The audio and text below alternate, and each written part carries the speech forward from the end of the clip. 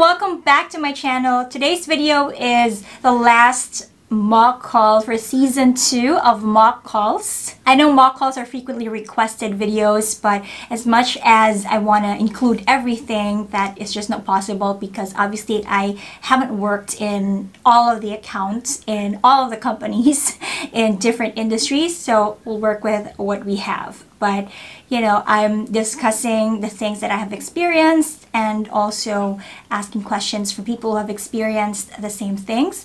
And if you want to know the standard call flow or basic call flow for each type of call, regardless of which account you'll be assigned to, then go ahead and check out my playlist for breaking down the call flow. I'm going to link it up there. I broke down everything from opening spiel down to closing spiel, so that even if you're not really knowledgeable about the certain account just yet, you still have an idea of the process or how it goes from the beginning down to the end. So if you're ready, let's begin. Welcome to our hotel. My name is Flora. How can I help you today? I am so confused right now. There was a double charge from you guys. I know that I already paid the hotel room I booked, which was for $299, and it's already deducted from my bank account. And now I'm seeing another charge for $199 from you. I totally understand why you'd be confused. Rest assured that I'm here to help you clarify your concern about the double charge. Thank you so much. To further assist you, may I have your name? Blair Cortez. Thanks, Ms. Cortez.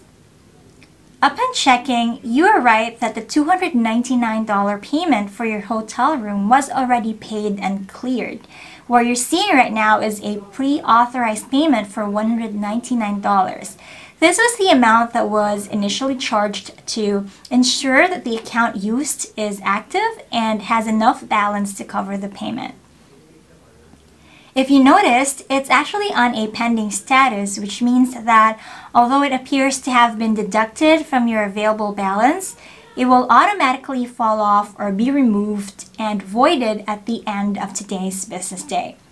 This also means that you can expect a total of $199 to be credited back to your account later today. All right. Thank you for explaining it. It definitely cleared up my confusion. I really thought I just lost $200. I'm glad I was able to explain it to you, Ms. Cortez. Have I addressed all your concerns today? For sure. Thanks again. Great to hear that. Thanks for calling our hotel. Enjoy your day.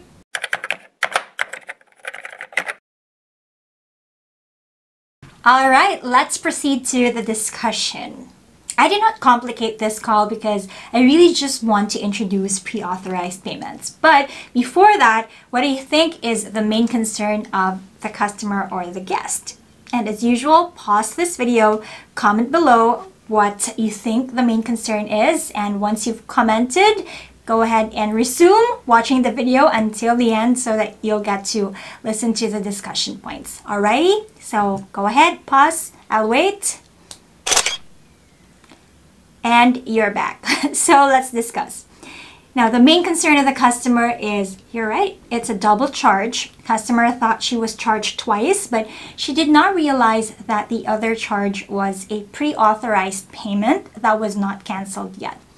Now, the reason I did not complicate this video, as I mentioned earlier, is that I want to focus on pre-authorized payments because this is a concern that is so common in a lot of different industries.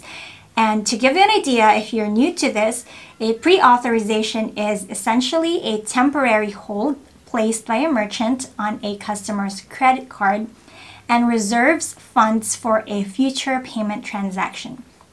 When the time comes to finalize a payment, for example, checking out of a hotel, the funds on hold can then be captured, meaning they are converted to a charge. So it's understandably confusing. In reality, most customers would not understand immediately what pre-authorized payment is. Let me explain it further. So for example, you made a booking online for a hotel, right? And then the hotel, of course, wants to make sure that your card is valid and that you can pay that entire amount for the hotel room. So say the entire amount is $400 and then the hotel wants to make sure you have money to pay for it or that the card is active and valid. They will charge a certain amount before your actual check-in date. Say $200 will be charged to your card, and that is what we call the pre-authorized payment. It's like an assurance to the hotel that your card can be used for payment. And then once you have already completed your stay in the hotel, once you have checked out, they will then remove that pre-authorized payment. They will void it and cancel it and charge the actual amount of your entire hotel room, which is $400. Okay, now in this case, it seems like the pre-authorization amount, which was $199 on the customer's bank account, was not voided or canceled, which is why it's showing as a double charge. So she was surprised because there were two charges coming from the hotel when she knows that she already made the payment. This is also a scenario wherein a customer might actually call the bank first. I've worked in banking previously, and it's always the case that customers would call the bank because there's a double charge. And understandably so, because they see it on their bank account, they will most likely call the bank. But the bank would usually refer the customer back to the merchant because the merchant should be the one to cancel and void the payment so that that transaction, that pre-authorized payment, will just automatically be removed from the account. And that amount essentially will be back to the customer's balance, which is already available for use after.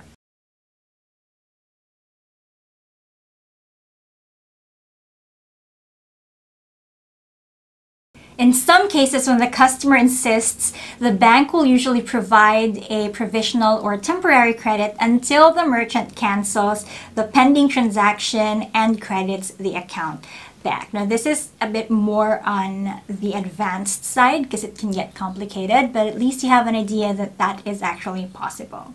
Now, the release of the pre-authorization may also be different from one account to another. The bank also has a role to play in this. Sometimes the bank will remove it within 2 to 3 business days. Sometimes it's going to be within 24 hours. So it really depends. Sometimes, even though the merchant already removed or canceled or voided the pre-authorization payment, the bank may not have processed it successfully yet, so it takes some time to, be removed from the account. This type of call is also common in rental, booking, or reservation services, and the amount of pre-authorization will be different from one company to another. It's really up to them. If you want to know more about banking, financial, hotel industry, again, I have mock calls and discussion points about those types of topics. So go ahead and review my mock call season 1 and season 2 playlist, either link on the card or in the description below. And if you have comments, suggestions, violent reactions, just go ahead and comment in the comment section and I'll do my best to answer them. I'll see you on my next video. This is the last of season 2 for mock calls, as I mentioned earlier. So I'm not sure when I'll be able to do this type of video again, but we'll see. We'll definitely do it in the future as well. Thank you so much for watching, and I'll see you in my next video. Don't forget to subscribe and tap the bell for notifications. Bye!